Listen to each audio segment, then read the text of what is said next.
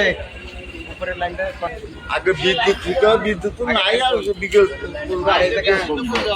এই জায়গা হাত দেওয়ার আগে একটু পরে হাত দিই, কারণ আমাকে সবাই দিবে।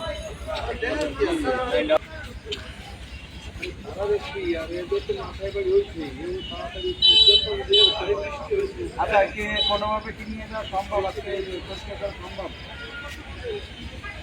মনে করতে মাঠের বাইর পাশে বাস টাস রাখলে এগুলো ঘুরে বেড়া নিয়ে কি সম্ভব? না তা পারবো